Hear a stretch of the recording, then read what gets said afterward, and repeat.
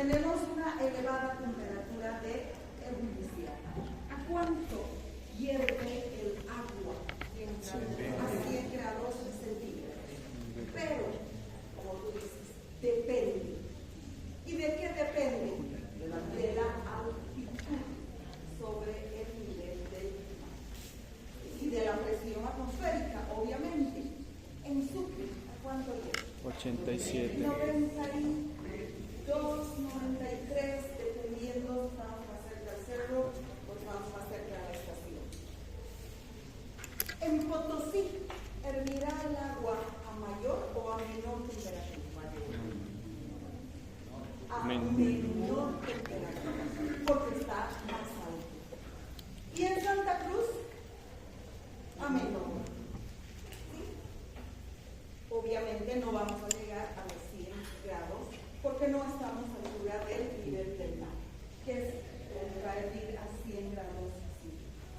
Bueno, ¿por qué esto es importante? Ustedes se preguntarán, ¿por qué me importa que el agua hierva a 100 grados centígrados? ¿Qué significa? Significa que el agua va a cambiar de estado a los 100 grados centígrados. El agua va a empezar a evaporarse, ¿sí? Obviamente ya empieza a evaporarse antes, pero realmente alcanza el punto en el cual el agua se evapora a 100 grados centígrados. Es la temperatura a la cual el agua se convierte en vapor. El agua líquida se convierte en vapor de agua. ¿Y eso por qué es tan importante en nuestro organismo? Porque parecería que eso no tiene ninguna importancia. Es súper importante. ¿Por qué? Porque a menos de 100 grados centígrados, el agua va a permanecer en estado líquido. Y en nuestro organismo va a permitir que se disipe, que se elimine, que se distribuya de mejor manera el exceso de calor. ¿Pero cómo? Sin perder grandes cantidades de agua. Entonces, hay ciertas situaciones fisiológicas que van a provocar en nuestro organismo que exista un exceso de calor. Por ejemplo, el ejercicio físico. Para que nuestros músculos puedan trabajar y nosotros podamos hacer ejercicio físico, necesitamos un metabolismo energético. Y esto va a provocar que aumente la temperatura corporal. Por eso es que cuando hacemos ejercicio físico empezamos a tener calor. Estamos con fiebre. Hay un exceso de calor. O finalmente nos vamos a un lugar más cálido. Entonces, ¿cuál es la característica en estas situaciones? Empezamos a transpirar. De esa forma, el agua que está en el medio interno, está dentro de nuestro cuerpo, está liberando el exceso de calor y está evitando que suframos de lo que se conoce con el nombre de golpe de calor. Entonces es muy importante. ¿Por qué? Porque si la temperatura de ebullición, la temperatura de nuestro cuerpo es 36, 37 grados centígrados, si la temperatura de ebullición del agua fuera, no sé, 40 grados centígrados, y en la fiebre fácilmente llegamos a los 41, 42, 43 grados centígrados, el agua en nuestro cuerpo empezaría a hervir y eso provocaría una deshidratación severa, porque el agua perdería de estado líquido a estado gaseoso y eso no nos protegería de estos incrementos de temperatura. ¿Está comprendido? Necesita mucha energía el agua para comenzar a hervir y convertirse en vapor de agua. ¿Qué pasa con la máxima densidad? La máxima densidad del agua es a 4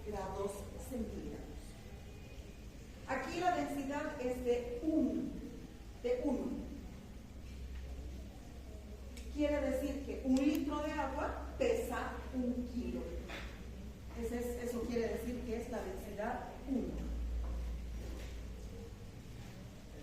¿Qué sucede a 4 grados centígrados? A 4 grados centígrados hay coexistencia de 2 estados. El hielo no se sigue congelando y el agua no se sigue congelando y el hielo no se comienza a diluir. A 4 grados centígrados coexisten ambos. Ni el hielo se derrite, ni el agua se congela. Esta característica permite que exista vida a nivel de los casquetes polares. De manera tal que en la parte superior se forma la gruesa capa de hielo, pero por debajo el agua está a 4 grados centígrados y puede haber vida. Entonces eso es muy importante. Pero en nuestro organismo, ¿para qué sirve eso? El punto de ebullición es para mantener nuestro cuerpo fresco cuando hay exceso de calor. Y en este caso es al revés.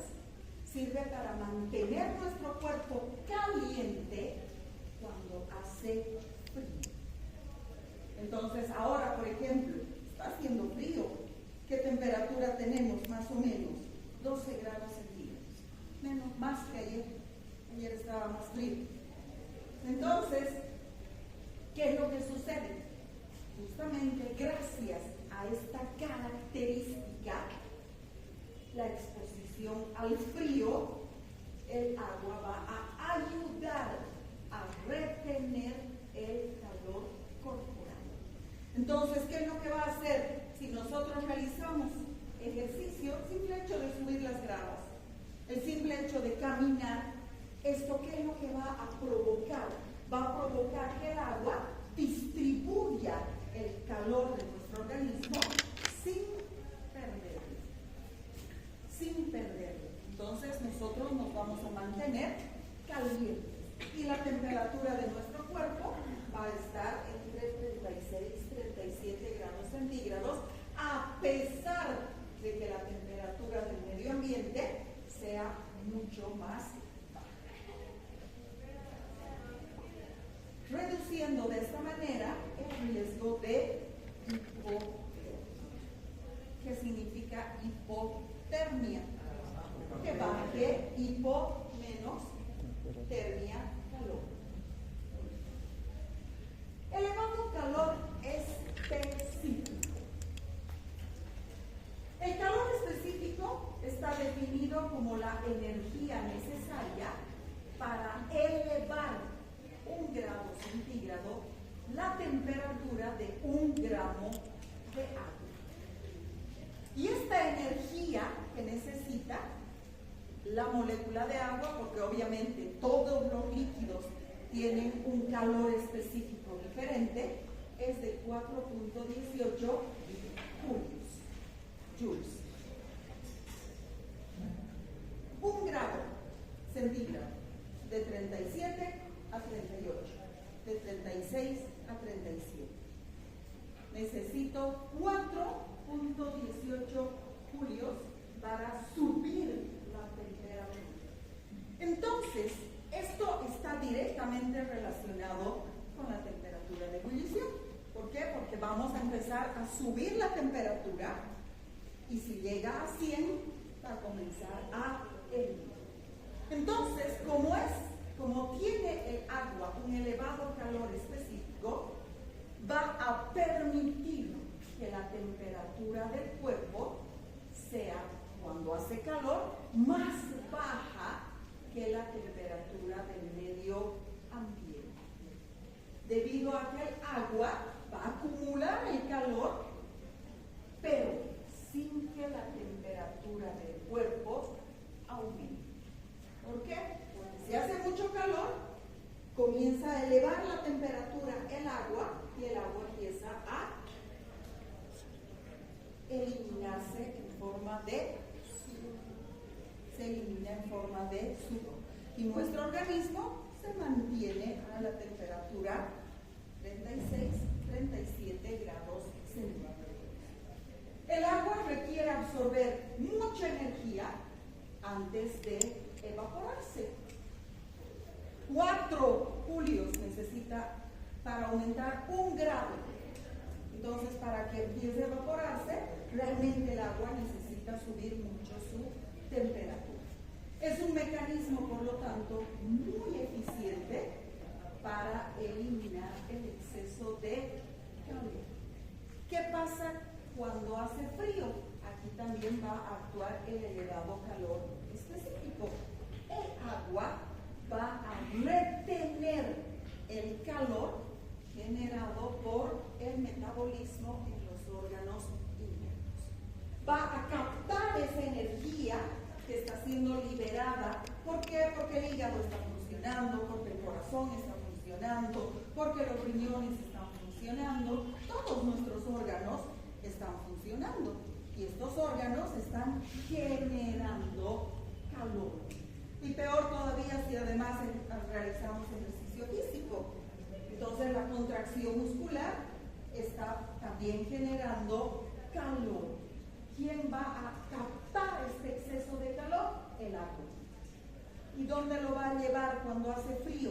A las extremidades, a los pies, a las manos. ¿Para qué? Para evitar justamente que esta zona, yo no tengo hígado en mis pies, yo no tengo un órgano que me genere calor en mis manos. Tengo que hacer ejercicio para que recién mis manos se calienten. Entonces, ¿quién se encarga de mantener la temperatura igual? Porque si no, la parte abdominal sería todo lo que es el tronco, sería lo que tiene exceso de calor, y los pies y las manos siempre estarían fríos. ¿Quién se encarga de disipar? ¿Quién se encarga de distribuir este exceso de calor?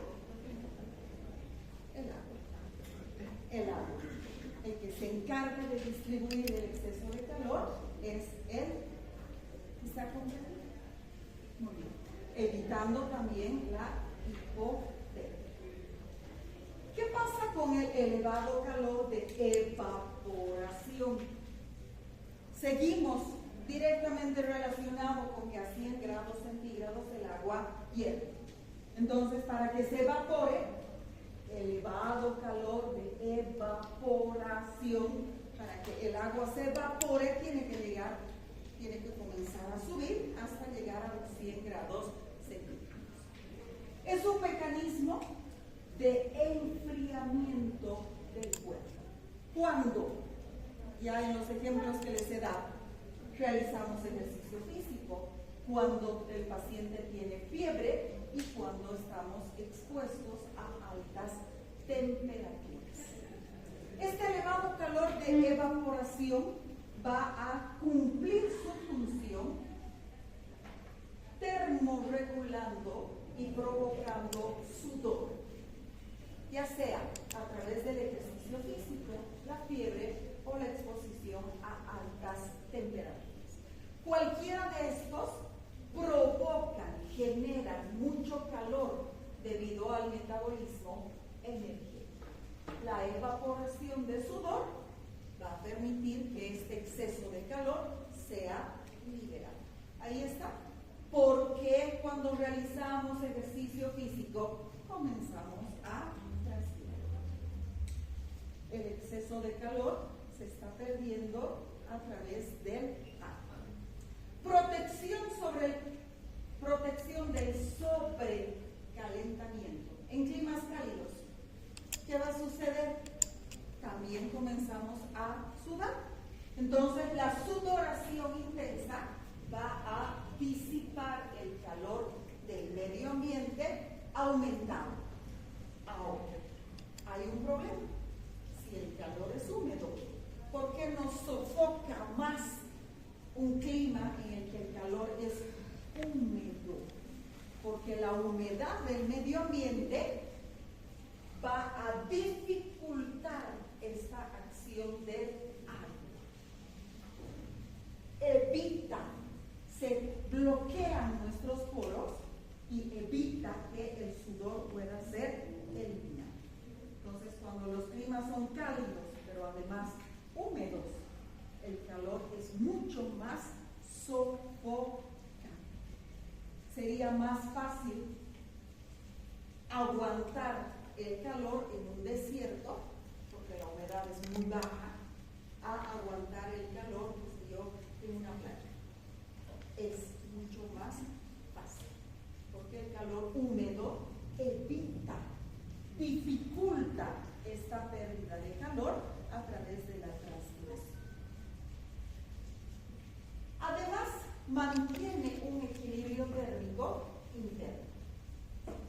La digestión de cualquier alimento, el metabolismo de cualquiera de los órganos genera calor. Y el agua que está presente en el tubo digestivo va a absorber este calor y va a distribuir justamente el calor. Entonces también todo el metabolismo produce calor. ¿Quién lo distribuye y al final lo elimina? El agua. Elevada conductividad calorífica es la capacidad que tiene el agua de transferir el calor sin que el agua tenga que movilizarse, sin movimiento de masas. Y esto es muy importante, es un punto clave para la regulación, para la termorregulación. Esto permite la regulación de la temperatura en los órganos internos. Hemos dicho que el corazón, el hígado, todos estos que están trabajando 24 horas al día, 7 días a la semana, generan calor. Y al generar calor, pues obviamente van a ser órganos que son calientes. Pero no puede ser una parte de nuestro cuerpo más caliente que la otra. Entonces, ¿quién se encarga de mover el calor? El agua, permitiendo una distribución rápida y homogénea del calor. Nos va a proteger de los cambios bruscos de calor. Y este es un grave problema, por ejemplo, en los lugares cálidos. ¿Qué sucede? Estamos en Santa Cruz, muriendo de calor. Entramos a una tienda que es un frío soportable. ¿Por qué? Por el aire acondicionado. Estos cambios bruscos de calor, ¿quién los va a regular? El agua. Entonces transmite el calor de manera uniforme, evitando las fluctuaciones térmicas cuando hay cambios drásticos de temperatura. Ahí actúa también el agua. Y finalmente mantiene el funcionamiento celular. Si las reacciones químicas me liberan calor, dentro de las células hay organelos subcelulares, como las mitocondrias, que me generan más calor. Entonces, estas reacciones que producen calor van a ser disipadas, este exceso de calor dentro de la célula también va a ser disipado por el agua. El agua es al final la que nos regula la temperatura corporal. ¿Qué pasa con la tensión superficial? Habíamos dicho ayer que la molécula de agua líquida estaba más cohesionada, tenía enlaces por puente de hidrógeno más cortitos que la molécula de agua congelada. Entonces, esto es lo que va a permitir que exista esta tensión superficial. Esto es lo que permite que los insectos puedan pararse sobre el agua o que los barcos puedan navegar. Entonces, es muy importante. Esta propiedad permite resistir fuerzas externas debido a la cohesión de sus moléculas, a la capacidad que tiene para formar puentes de hidrógeno. En nuestro organismo, esta elevada tensión superficial, ¿por qué es importante? Porque ayuda a mover la sangre a nivel de capilares sanguíneos. Ya les había indicado ¿Qué es lo que sucedía con la molécula de agua? Gracias a eso, la molécula de agua se adhiere al capilar sanguíneo y lo lubrica, de manera tal que todas las moléculas que están en la sangre, como están unidas, están cohesionadas, entonces van a circular sin necesidad de que exista a nivel del capilar sanguíneo una fuerza que la empuja. Entonces es muy importante lo que les decía. Cuando salimos de un estadio de fútbol, que ha habido mucha gente, yo que soy una molécula de agua no me puedo quedar retrasada, porque el resto de las moléculas, el resto de la gente me va a empujar.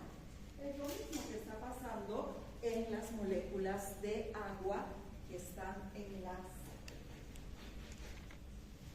A nivel del sistema respiratorio y pulmonar, lo mismo. Estas moléculas de agua van a formar una delgada capa que va a favorecer la difusión del oxígeno y del dióxido de carbono, evitando que el pulmón colapse. Esto se conoce con el nombre de diestrés respiratorio. Muy importante en los recién nacidos, porque hay un síndrome, que es el síndrome del diestrés respiratorio del recién nacido. Y el recién nacido va a comenzar a llenar sus pulmones con agua. ¿Por qué? Porque como no está cubierto el pulmón con el agua, entonces el agua comienza a acumularse, no fluye. Hablando de eso. Y esto también permite la hidratación celular, contribuyendo a la estabilidad de las membranas celulares y ayuda a mantener su estructura, evitando que las células se deshidraten. Muy bien, están comprendidas las propiedades físicas de la molécula de agua. ¿Sí? Todo tiene que ver con ¿qué? Regulación de la temperatura corporal, ya sea cuando hay exceso de calor o cuando falta calor. Ahora vamos a ver estas propiedades. Si bien son químicas, pero se van a en realidad todas estas propiedades físicas y químicas van a contribuir a las propiedades fisiológicas. El agua es un electrolito débil. ¿Qué significa que sea un electrolito débil?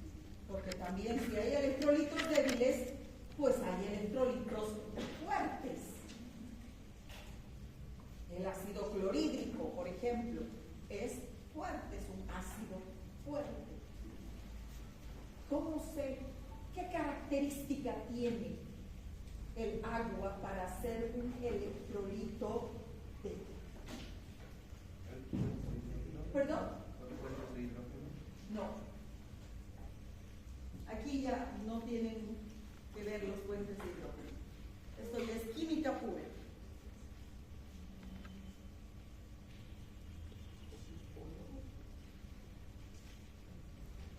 Ahí tenemos una reacción química.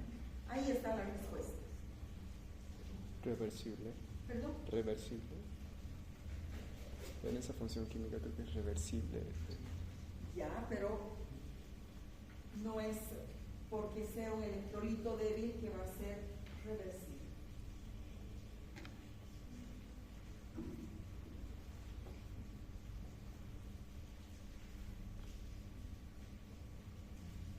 Lo primero que tenemos que tomar en cuenta es lo que les dije al principio, que nunca hay una sola molécula de agua. Ahí están dos, mínimamente dos. Por eso es agua más agua. ¿Qué me va a dar? ¿Quién sabe cómo se llama este radical? Hidrónio. Me va a dar hidrónio más oxidrio o hidróxido. ¿Sí? Ahí está la respuesta. ¿Qué es lo que sucede? ¿Por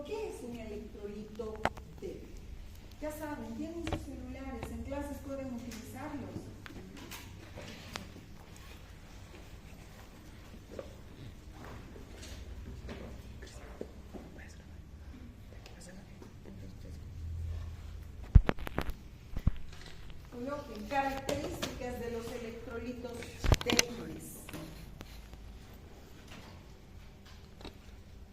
Y se van a dar cuenta, aquí está la respuesta.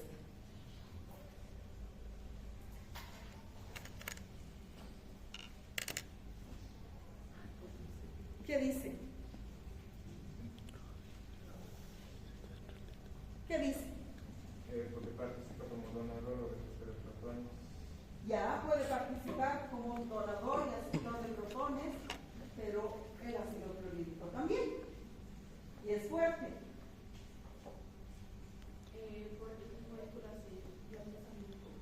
Porque sus moléculas se ionizan parcialmente. Si nosotros tomamos en cuenta el ácido clorhídrico,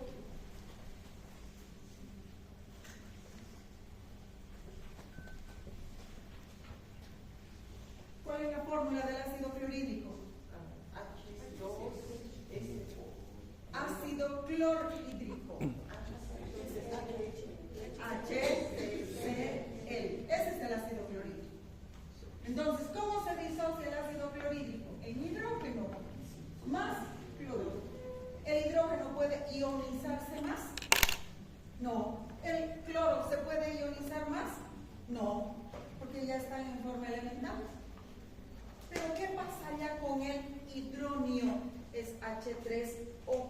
El H3O se puede ionizar porque todavía tiene 3 hidrógenos y tiene un oxígeno. Puede seguir ionizándose. El oxidrilo puede seguir ionizándose. Sí, está formado por oxígeno y por hidrógeno, se pueden separar. Entonces, esa es la característica de los electrolitos débiles. Su ionización es parcial. Se ionizan parcialmente. Entonces, tengo hidronios y tengo oxidrilos. Y esto es súper importante. ¿Por qué? Porque estos van a permitir regularnos el pH. La molécula de agua es la molécula que va a ayudar a regular el pH. Este hidronio es capaz de aceptar un electrón y este es capaz de ceder un electrón. Entonces, de esta manera vamos a regular el pH. Esta característica, ahí está, permite el mantenimiento del pH fisiológico. Permite la disolución de sustancias iónicas. ¿Quién recuerda cómo se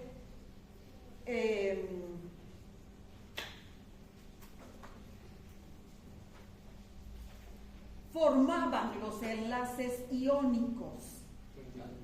Por pérdida de electrones. Y cuando estos enlaces, cuando estos compuestos, como el cloruro de sodio, que forma enlaces iónicos, está en nuestro organismo, porque hay cloruro de sodio en nuestro organismo. ¿Qué sucede cuando hay cloruro de sodio en nuestro organismo? El agua lo solubiliza y vamos a tener el cloro aquí, rodeado de la molécula de agua, y vamos a tener el sodio rodeado de la molécula de agua. Entonces, de esta forma, la sal, el cloruro de sodio, está soluble en nuestro organismo. Permite la osmolalidad y el balance hídrico, facilitando la excreción de iones. Esto vamos a explicar la siguiente clase ya con un ejemplo bien concreto, que es la ósmosis.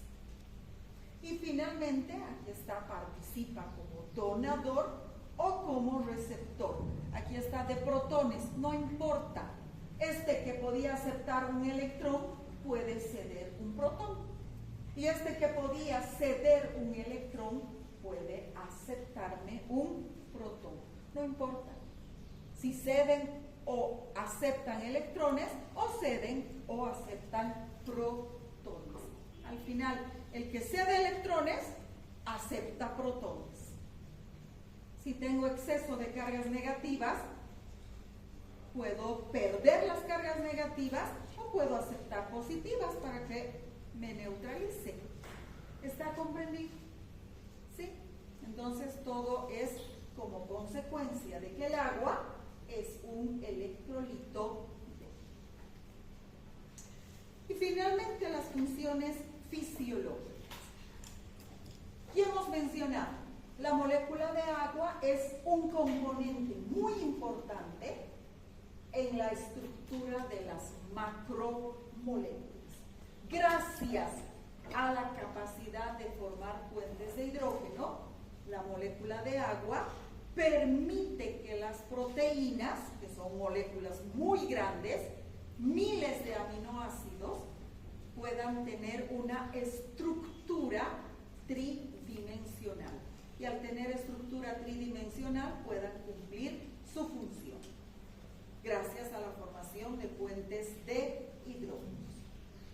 Es el solvente universal y hemos visto cómo solubiliza moléculas que tienen enlaces iónicos, pero también solubiliza grasas. Si no, no podría haber lípidos en la sangre. ¿Cuál es el principal componente de la sangre? Agua. Por eso es líquida. Entonces es agua. ¿Y en el plasma sanguíneo hay lípidos? Sí. Si no, no podría. No, nada de membranas. En el plasma sanguíneo, ahí no hay membranas. Si no, no podríamos ir al laboratorio que nos hagan un examen de colesterol. El colesterol es un lípido. ¿Y qué muestra nos sacan? No nos sacan una membrana celular, nos sacan una muestra de sangre. Y a los eritrocitos, leucocitos y plaquetas que sí tienen membrana, los hacen a un lado. Y del plasma sanguíneo, del líquido, es la muestra que se utiliza para determinar la cantidad de colesterol, de triglicéridos, de HDLs, LDLs y VLDLs.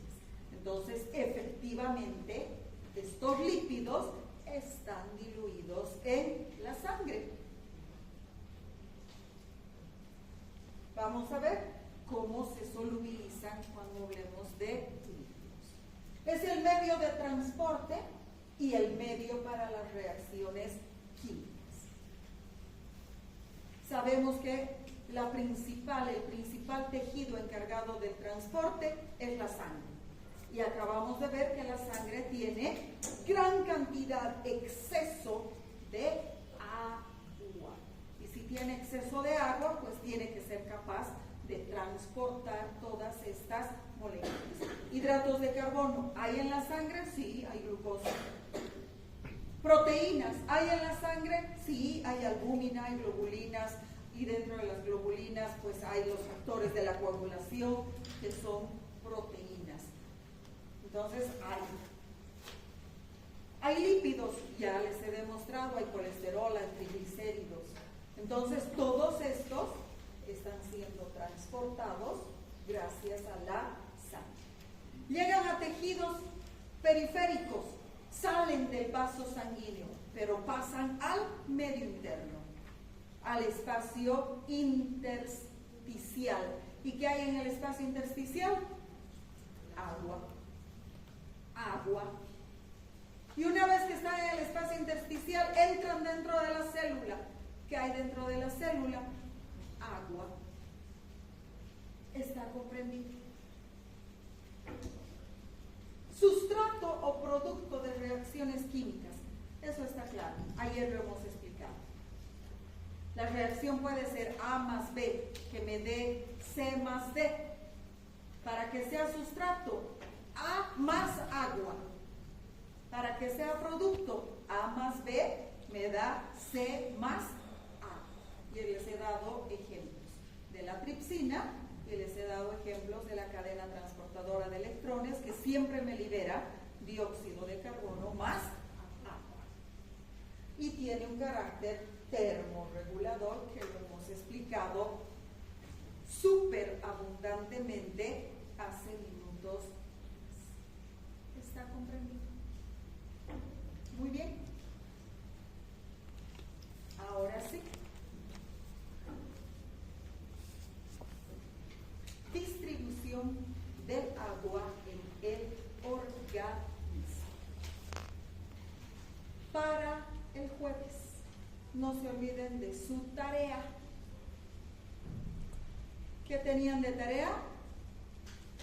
¿No les he dado tarea? Ya, eso ya hemos hecho hoy día. Era repaso, no era tarea. Sí, eso les di ayer. La anterior semana no les he dicho. Bueno, ahora les digo, para el jueves, tarea.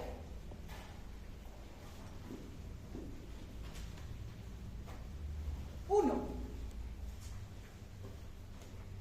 ¿qué cantidad de agua existe en el organismo del ser humano y de qué depende? ¿Por qué hay personas que tienen más y hay otras que tienen menos agua? Uno. Dos, ¿dónde está almacenada el agua dentro de nuestro organismo y en qué porcentaje está en cada uno de estos lugares? Y tres, ¿cuáles son las fuentes fisiológicas de ingreso del agua y cuáles las patológicas, y cuáles las fisiológicas de pérdida? Todo fisiológico. Fuentes fisiológicas de ingreso y de pérdida de agua. En otras palabras, ¿cómo entra el agua a mi organismo y cómo se pierde? ¿Todo esto han visto el año pasado? ¿Sí o no? ¿O hay algo que no han visto de esto? Todo han visto el año pasado. Muy bien. ¿Cuál va a ser la literatura para la próxima clase, para los que quieren venir leyendo el libro de práctica? Ahora todo lo que vamos a ver a partir del jueves está